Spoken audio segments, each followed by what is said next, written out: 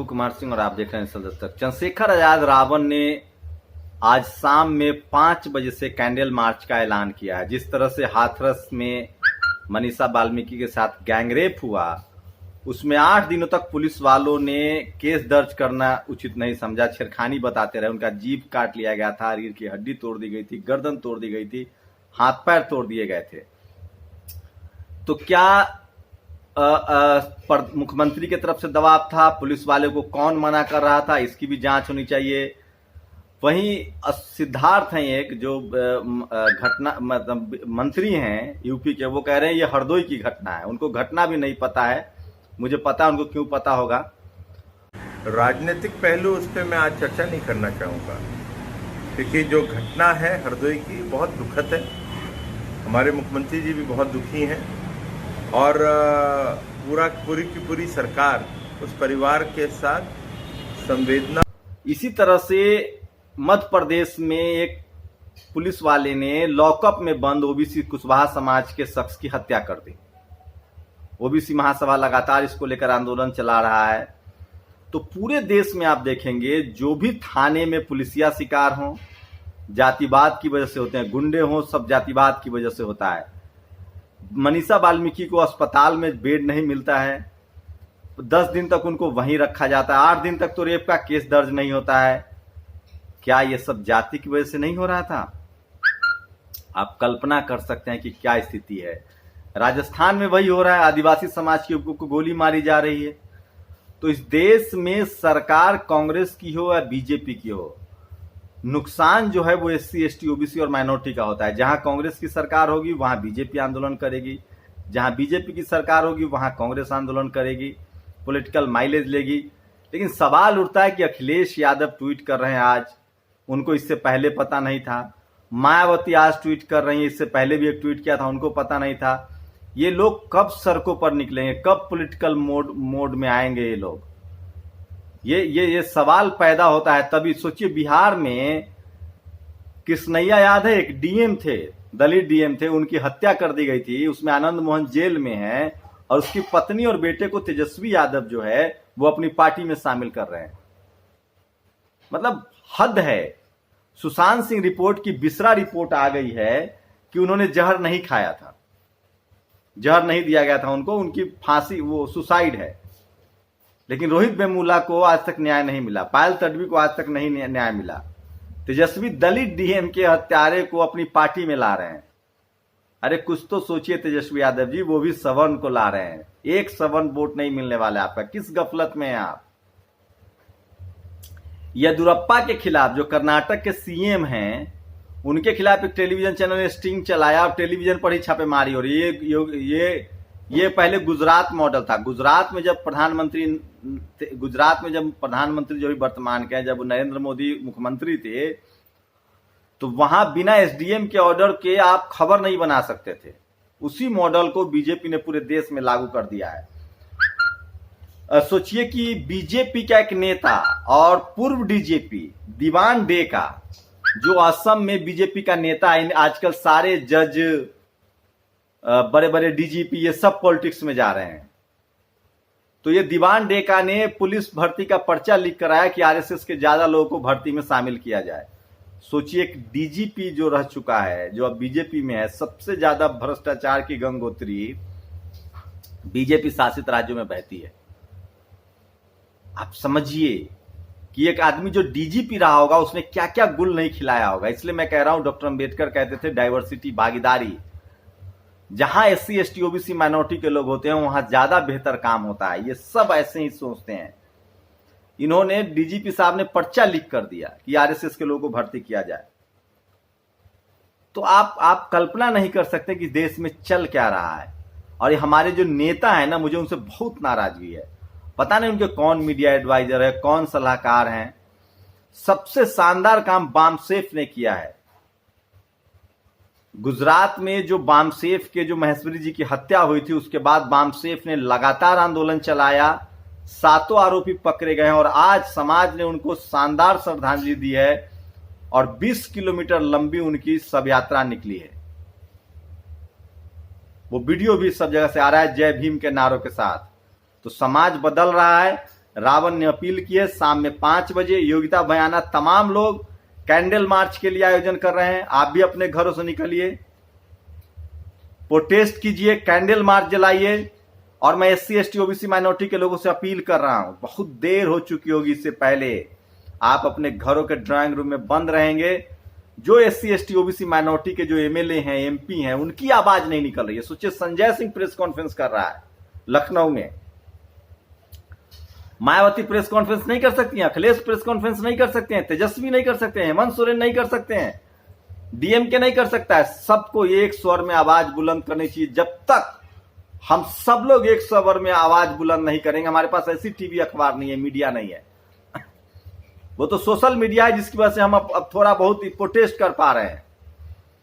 तो 5 बजे से लेकर 7 बजे तक, 7:30 तक, 8 तक, जब भी मौका मिले प्रोटेस्ट दर्ज कराइए, योगी सरकार से इस्तीफा मांगिए। लॉ एंड ऑर्डर कानून फेल है यूपी में आप कल्पना नहीं कर सकते हैं।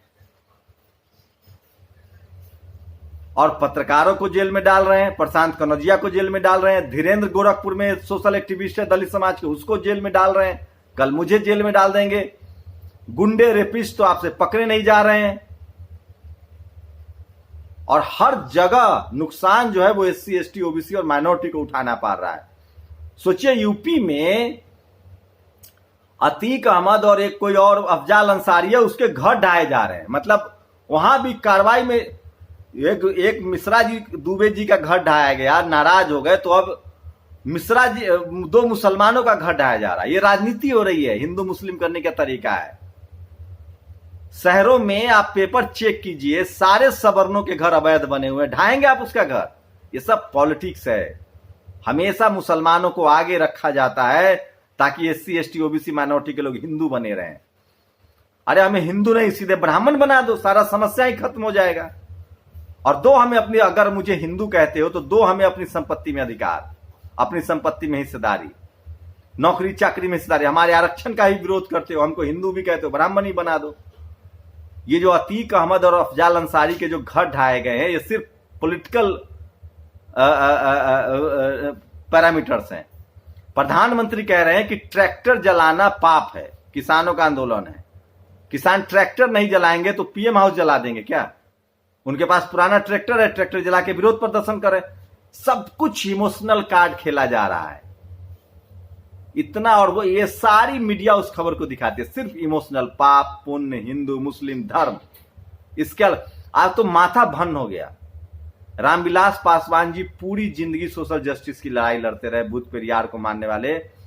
उनका बेटा चिराग पासवान अभी हनुमान मंदिर में लड्डू चढ़ा रहा है। ये है बहुजन आंदोलन। पेरियार होते, फुले अंबेडकर होते तो क्या सोचते आज। जब तक SC ST OBC माइनॉरिटी के लोग ऐसे नेताओं को जो आंदोलन न समझते हो, जो वैचारिक आंदोलन न समझते, उनको साइड करिए। सोचिए, 131 लोग SC ST के सांसद हैं, 100-200 ज्यादा OBC के लोग हैं। ये सब चुप्पी मार के अपनी अपनी सफलता के लिए घर में बैठे रहते हैं। रेप हो रहा है, लोग मारे जा रहे हैं, जेल में डाला जा रहा है, लोकतंत्र की धज्जियां उड़ाई जा रही है। मध्य प्रदेश में सोचिए क्या चल रहा है। मध्य प्रदेश में OBC महासभा के कुछ युवा हैं, महेंद्र लोधी हैं, OBC विजय हैं, ये सब आंदोलन चला रहे हैं, समाज को जागृत कर रहे हैं, फुले पेरियार अंबेडकर की विचारधारा को बढ़ा रहे हैं। तो इन पर FIR दर्ज हो रहा है, जगह जगह केस दर्ज किया जा रहा है। कैसे बदलेगा समाज?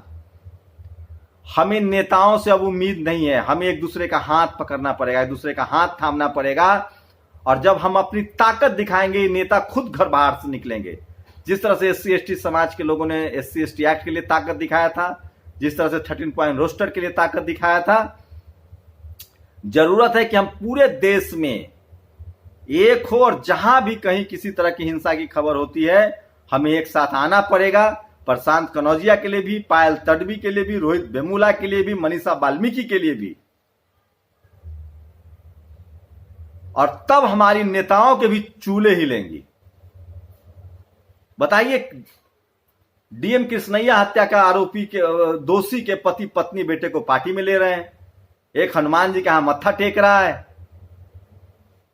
और खुद को बाबा साहब के अनुयायी कहते हैं। दो काम कर लो, या तो बाबा साहब के अनुयायी कह लो, कम से कम मायावती कभी माथा टेकने नहीं जाती है। और यह है विचारधारा की लड़ाई है। ये धर्म के नाम पर राजनीति करके आरएसएस ने और बीजेपी ने किसानों को मार दिया, मजदूरों को मार दिया। धर्म की राजनीति से प्रॉब्लम है। इस देश में जाति और धर्म की राजनीति को खत्म करना पड़ेगा और सबसे पहले धर्म की राजनीति को खत्म करना पड़ेगा। एससी एसटी ओबीसी माइनॉरिटी को समझना पड़ेगा कि धर्म की राजनीति से आपको नुकसान होगा। जाति के आधार पर शोषण हुआ है तो जाति के आधार पर ही न्याय मिलना चाहिए, जिसकी बाबा साहब ने कल्पना की थी। तो निकलिए अपने अपने घरों से, कैंडल मार्च में शामिल होइए और सोशल मीडिया पर अपना वीडियो लगाइए, वीडियो डालिए। नेशनल दस्तक को भी आप अपने विरोध का वीडियो भेज सकते हैं, अपने अपने ट्विटर पर, फेसबुक पर आप वीडियो लगा सकते हैं। ऐसे भी मीडिया तो आपके पास है नहीं, सोशल मीडिया ही सहारा है। तो 9911031065 9911031065 ये मेरा फेसबुक का नंबर है। इस पर आप अपना वीडियो भेजिए विरोध प्रदर्शन का, हम पूरा देश को दिखाएंगे और बहुजनों के एकजुट होना पड़ेगा। नहीं तो कभी रोहित वेमुला, कभी पायल तडवी, हम डेमोक्रेटिक तरीके से, संवैधानिक तरीके से अपने अधिकारों को रक्षा करेंगे और विरोध प्रदर्शन करेंगे, ताकि हमारी आने वाली नस्लों के साथ कम से कम ये ना हो। हम किसी को कीमत चुकानी पड़ेगी। इसलिए जगदेव बाबू कहते थे, एक पीढ़ी जेल मारी जाती है, दूसरी पीढ़ी जेल जाती है, तीसरी पीढ़ी राज करती है। हमारे जो नेता हैं, हुक्मरान हैं, समझें कि आपके बच्चे भी कल जाति के शिकार होंगे, आपके बच्चे कल एमएलए एमपी होंगे, इसी गारंटी नहीं है। जब आप एमपी बन के भी जातिवाद के शिकार है, आप फाइनेंस मिनिस्टर नहीं बन सकते, रक्षा मंत्री नहीं बन सकते, आप वित्त मंत्री नहीं बन सकते, आप सिर्फ सोशल जस्टिस मंत्री बनते हैं। आज भी इस देश में SC ST general category, Congress हो या बीजेपी हो, जनरल सीट से उनको टिकट नहीं मिलता है। और ओबीसी के लोग जिस दिन समझ गए, जग गए, उसी दिन इस देश की समस्या हल हो जाएगी। ओबीसी के लोग को समझना पड़ेगा कि आपको धर्म के नाम पर इस्तेमाल किया जा रहा है और आपके सारे हक अधिकार छीने जा रहे हैं। इसलिए एससी एसटी ओबीसी माइनॉरिटी के लोग एक साथ खड़े हो, नहीं तो बारी बारी से सब मारे जाओगे। कभी मुसलमान के नाम पर, कभी सिखों के नाम पर मारा गया है और मारने वाले सब एक ही तरह के लोग हैं, उनको पहचानिए। तो मनीषा वाल्मीकि, बेटी बहन मनीषा वाल्मीकि को न्याय दिलाने के लिए फास्ट ट्रैक में मामला चले, उनको फांसी हो और कंपनसेशन हो और इसकी जिम्मेदारी तय हो। पुलिस वालों की जिम्मेदारी तय हो, डीजीपी की जिम्मेदारी तय हो, मुख्यमंत्री की जिम्मेदारी तय हो, मंत्री की, होम मिनिस्टर की जिम्मेदारी तय हो, तब जाके पता चलेगा कि देश संविधान से चल रहा है। नहीं तो यही मीडिया वाले कोहराम मचा देते, अगर अखिलेश, मायावती ये सब सीएम होते तो इस्तीफा मांग लिया जाता। लेकिन हमारे तो नेता से भी आवाज नहीं उठ रही। हमने तेजस्वी का भी ट्वीट देखा है, बहन जी का भी ट्वीट देखा है, कोई योगी सरकार का, योगी का नाम ही नहीं ले रहे हैं। हम लोग नाम ले रहे हैं, हमें जेल में डाल दिया जाए। लेकिन हम तैयार हैं, क्योंकि हमारी आने वाली नस्लों की आवाज हमें उठानी पड़ेगी। इस जलालत की जिंदगी से अच्छा इज्जत की मौत। अपनी प्रतिक्रिया दीजिए आप लोग। नेशनल दस्तक की आपसे गुजारिश है कि अगर इसको बचाना चाहते हैं तो नेशनल दस्तक को सब्सक्राइब करने के लिए रेड कलर के सब्सक्राइब बटन को दबाएं, फिर बेल आइकन की घंटी दबाएं। नेशनल दस्तक को बचाने के लिए बहुत जरूरी है कि हर खबर को शेयर करें, लाइक करें, कमेंट जरूर करें।